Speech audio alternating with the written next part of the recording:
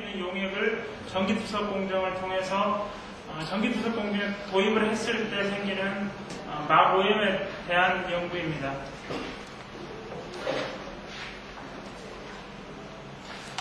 먼저 아시겠지만 전기투석 공정이 무엇인지 잠깐 말씀드리겠습니다. 전기투석 공정은 보시는 것처럼 양쪽에 양극단의 캐서드, 애노드 전극을 통해서 이루어진 일렉트릭 필드가 형성이 되는데 여기에 어나이닉스 멤브레인과 세다닉스 멤브레인, 다시 말해서 음이온 교환막과 양이온 교환막이 이루어진 그 셀 구조를 가지고 서로 간의 선택적으로 이온을 선택적으로 분리할 수 있는 공정입니다. 그래서 이러한 전기투석 공정은 보시는 것처럼 여러 가지 프로세스에 주로 이용을 하고 있습니다. 특히 기존에 많이 사용되고 있었던 것은 해수 감사 공정 그리고 식염 제조에 주로 많이 사용을 했습니다. 그렇지만 이러한 전기투석 공정에 있어서 가장 큰 문제는 이온 교환막이 파울링 되는 그런 것이라고 할 수 있습니다. 전기투석 공정에서 생기는 파울링은 다른 일반 멤브레인 공정과 마찬가지로 플럭스를 감소시키고 그리고 저항을 증가시키는 그런 현상이 일어나게 됩니다. 그런 것을 마찬가지로 파울링이라고 얘기를 합니다. 그런데 이러한 파울링은 다음과 같은 네 가지 카테고리로 분류를 할 수가 있습니다. 처음에는 오거닉 그리고 콜로이드, 바이오매스 스케일 네 가지로 주로 클래시피케이션을 하는데 주로 많이 연구되고 있는 부분은 오거닉과 그리고 바이오매스 부분입니다. 오늘 제가 발표하려고 하는 부분은 오거닉 부분입니다. 그러면 어떻게 오거닉이 전기투석 공정에 있어서 파울링을 일으키는지 알려진 시작에 대해서 잠깐 설명드리겠습니다. 오거닉 파울링은 먼저 서비스 차지를 띠고 있기 때문에 일렉트릭 필드에서 언어형 교환막으로 이동을 하게 됩니다. 그런데 언어형 교환막이 이동을 하고 그 어큐뮬레이션 되고 어큐뮬레이션 된 게 그 표면에 디파지트가 되고 쌓이게 됩니다. 그렇게 됨으로 인해서 리스턴스가 저항이 증가하고 혹은 파워 컨섬션이 증가를 하게 되는 마오염 현상을 일으키게 되는 걸로 알려져 있습니다. 오늘 제가 타겟으로 잡은 유기물은 NOM이라는 것입니다. 자연상태에 존재하는 유기물이라는 뜻인데 이런 것들은 기존의 UF, MF 멤브레인 그리고 NFRO 같은 압력차를 구동력으로 하는 멤브레인 공정에서 많이 연구되어져 왔던 것입니다. 마찬가지로 이 전기투석 이러한 NOM 파울링은 다음과 같은 성질과 관계가 있는 것으로 알려져 있습니다. 그래서 이 전기투석 공정에 있어서 파울링도 마찬가지로 이게 기존에 알려져 있던 이런 프로퍼티가 과연 전기투석 공정에서 어떻게 파울링에 영향을 미치는지 그것을 초점으로 해서 연구를 진행을 했습니다. 이 연구의 목적은 먼저 방금 말씀드렸던 자연상 유기물과 그리고 자연상 유기물이 네거티브 차지를 띠고 있기 때문에 영향을 미치는 원화형과 음이온 교환막의 성질을 분석을 했고 그리고 그것에 대해서 각각 그 성질을 분석한 결과를 통해서 과연 파울링 경향이 어떤지, 그러니까 세 가지 음이온 교환막을 비교를 했는데 세 가지 음이온 교환막이 서로 어떤 멤브레인이 파울링 경향이 높은지를 분석을 했고 이것을 실제로 ED 공정을 통해서 확인하고자 했습니다.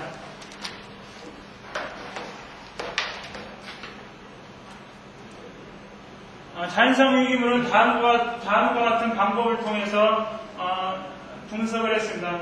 XAD4와 H라는 레진을 통해서 다음과 같은 하이드로포빅, 트랜스필릭, 그리고 하이드로필릭이라는 서로 다른 성질을 가진 자연상 유기물로 분리를 시켜서 과연 얼마만큼 가지고 있는지 그리고 과연 이 세 가지 보통 세 가지로 나누어지는데 이 세 가지 중에서 어떤 프로퍼티가 전기투석 공정에 있어서 파울링으로 주된 파울링이 영향을 주는지를 주로 분석을 했고 그리고 DOC 그리고 SDT를 통해서 주로 카르복실 그룹과 페놀릭 그룹이 주로 NOM에 있다고 알려져 있는데 과연 어떤 포지션으로 존재를 하는지, 그리고 이 파티클의 제타 포텐셜 그리고 몰큘러 웨이트 등을 분석을 했습니다.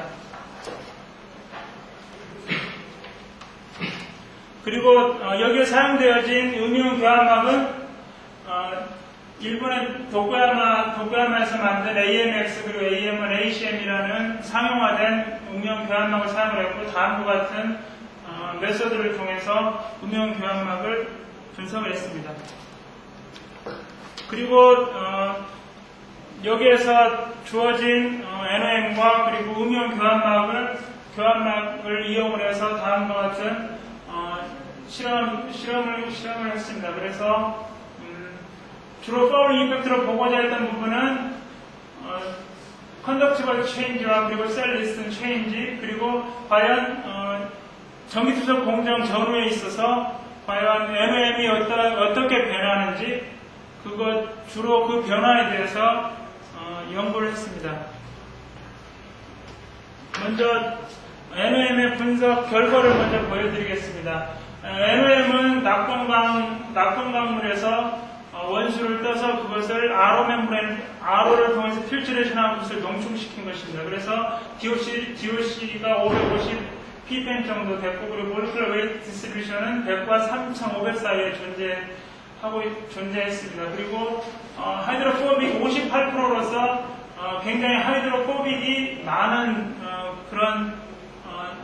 그런 것을 알 수가 있습니다. 그리고 SDT를 보면 9.1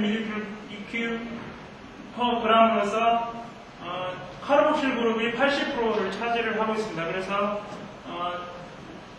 이 제 세 가지 성분이 과연 이온 교환막에 있어서 어떻게 영향을 미치는지를 조사하고자 했는데, 이 세 가지 포션 중에서 하이드로필릭의 경우는 차지가 매우 적거나 그리고 없는 폴리사카라이드가 주로 하이드로필릭의 그런 프로퍼티를 나타낸다고 알려져 있습니다. 그래서 주로 지금 보고자 했던 부분은 하이드로포빅과 그리고 트랜스필릭 두 가지 부분이었습니다.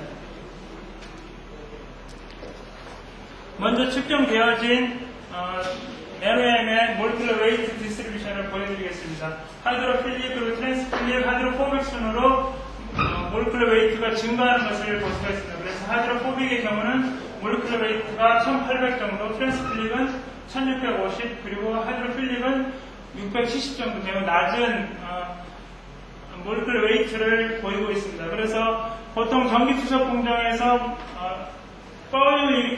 마구염을 일으키는 인자 중에 몰큘러 웨이트를 보통 많이 생각을 하는데, 몰큘러 웨이트가 크면 클수록 마구염을 잘 일으킨다고 알려져 있습니다. 그래서 여기에서 몰큘러 웨이트 디스트리뷰션을 통해서 트랜스필릭과 하이드로포빅 부분이 멤브레인에 있어 파울링을 잘 일으킬 수 있으리라는 것을 짐작을 할 수가 있습니다.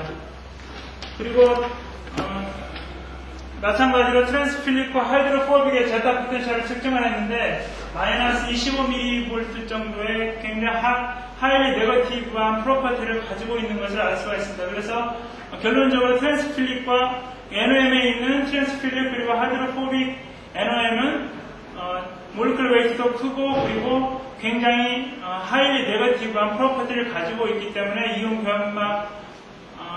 교환막 공정에 있어서 파울링으로 작용할 수 있으리라는 것을 알 수가 있었습니다.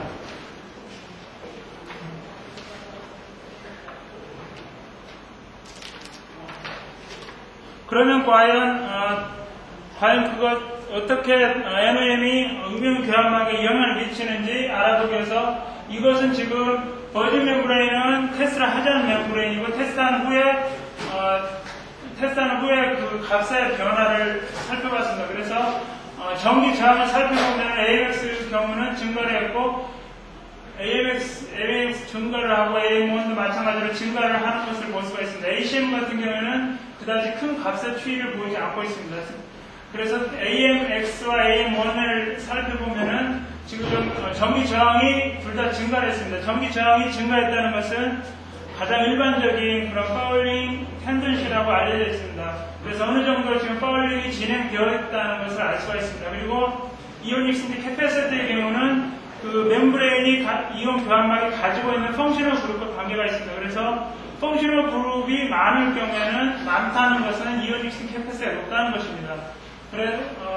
그런데 지금 AMX 같은 경우에는 실험을 하고 난 다음에 이오닉스 캐패시티가 감소를 했습니다. 그렇지만 AM의 경우는 어느 정도 증가를 한 것을 볼 수가 있습니다. 이걸로 봐서 AMX는 AM1보다 좀 더 많이 파울링을 됐다는 것을 알 수가 있습니다. 그리고 제타 포텐셜의 경우도 마찬가지로 AMX는 굉장히 플러스 1.7 정도 더 디크리스가 됐다는 것을 알 수가 있습니다. AMX 같은 경우는 네거티브로 됐는데, 결론적으로 말씀드리면 AMX와 AM1의 경우는 AMX가 파울링 포텐셜이 높다는 것을 알 수가 있고, AM1은 오히려 이런 NOM에 포함되어 있는 용액의 전기투석 공정에서 그 퍼포먼스가 어느 정도 증가를 하는 것을 알 수가 있습니다. AM1이 증가를 한 이유는 다음의 결과를 통해서 살펴보도록 하겠습니다. 먼저 전기투석 공정의 결과를 보여드리고 있습니다. 세 가지 서로 다른 음이온 교환막이 있어서 전기투석 공정의 컨덕티비티 체인지를 보여드리고 있는데, 거의 시간에 따라서 세 멤브레인에 일정한 경향을 보이는 것을 알 수가 있습니다.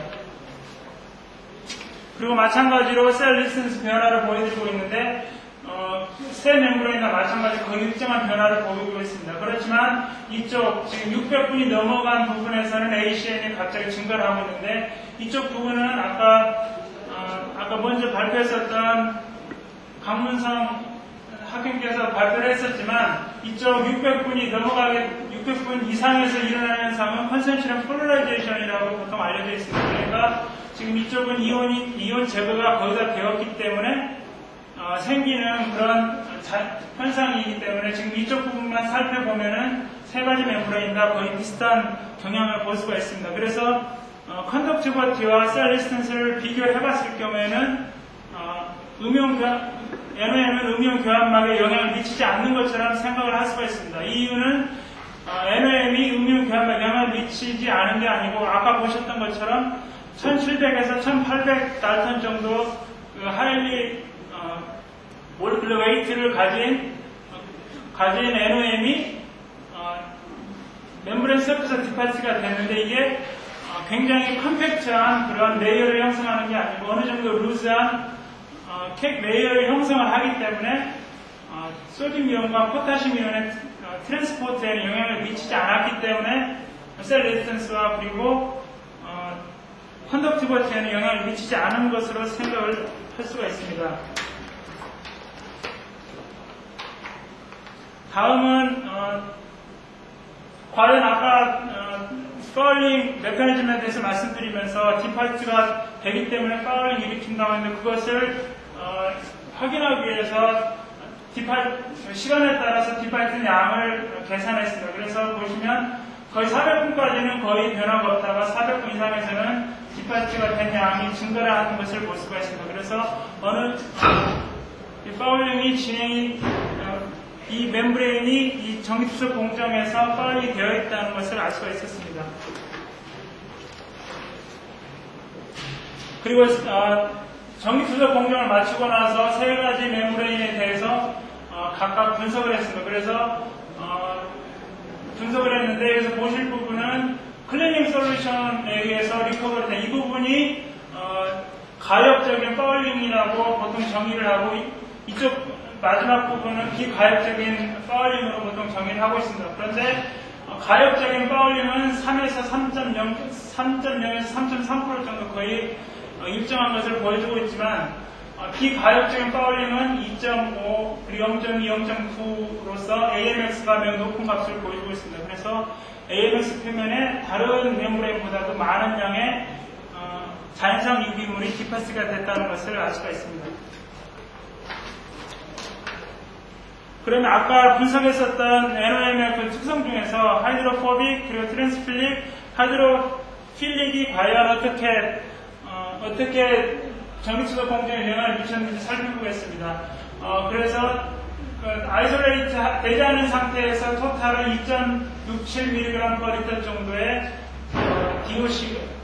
DOC가 원하는 교환막에서 통과를 했는데, 여기서 보면은 하이드로필릭이 굉장히 1.7mg/L 정도 굉장히 많은 양의 파티클이 이동을 하는 것을 볼 수가 있습니다. 이 이유는 이 하이드로필릭이 가지고 있는 그 몰리큘러 웨이트가 매우 작기 때문에 추가를 한 것으로 생각되어집니다. 그리고 피드 솔루션은 몰리큘러 웨이트가 1570, 그리고 실험이 끝난 다음에 몰리큘러 1465 어느 정도 비슷한 그런 경향을 보여주고 있습니다. 그렇지만 컨센트레이트적으로 1.7mg 정도 많은 양의 이동을 한 것을 볼 수가 있었고, 그리고 이쪽은 디파지트는 양을 보여주고 있는데 하이드로포빅이 6.0mg/L 정도 많은 양이 디파지트가 됐다는 것을 알 수가 있습니다. 그래서 전체 전기투석 공정에 있어서 하이드로포빅이 이 막오염 현상에 있어서 가장 큰 영향을 미쳤다는 것을 알 수가 있었습니다. 서로 다른 이온 교환막에 있어서 과연 막오염이 어떻게 진행되는지를 알기 위해서 퍼포먼스를 비교를 했습니다. 그래서 이것은 파울링 실험을 하기 전에 소디움 클로라이드 솔루션에 디솔팅만 한 거고, 이것은 파울링 실험, 그리고 파울링 실험 끝난 다음에 디솔팅 실험을 다시 했습니다. 그래서 AMX 경우는 95%, 84%, 다시 93%, 그리고 플럭스의 경우는 2.1, 그리고 1.8, 2.01으로서 NOM의 경우 커러나 에피션시가 그리고 플럭스가 매우 디크리스가 되었습니다. 그렇지만 NAC에 대해서 어느 정도 리커버리가 되었다는 것을 알 수가 있습니다. 이 두 번째 NOM의 데이터를 비교를 해보면 AMX가 가장 큰 디크리스가 된 정도를 알 수가 있습니다. 그래서 아까 캐릭터라이제이션 결과를 통해서 예상했었던 것처럼 AMX가 다른 멤브레인에 비해서 높은 파울링 포텐셜, 파울링 텐던시를 가지고 있다는 것을 확인할 수가 있었습니다. 결론을 말씀드리겠습니다. 자연 상태에 존재하는 NOM과 그리고는 교환막의 특성 분석을 통해서 파울링 포텐셜을 예측을 했고, 그 예측을 통해서 AMX 멤브레인이 다른 두 가지 멤브레인보다도 더 높은 파울링 포텐셜을 가지고 있다는 것을 확인을 할 수가 있었습니다. 그리고 NOM이 가지고 있는 그런 프로퍼티 중에서 하이드로포빅 NOM이 전기투석 공정에 있어서 가장 큰 막오염에 영향을 미쳤다는 것을 알 수가 있습니다. 이상입니다.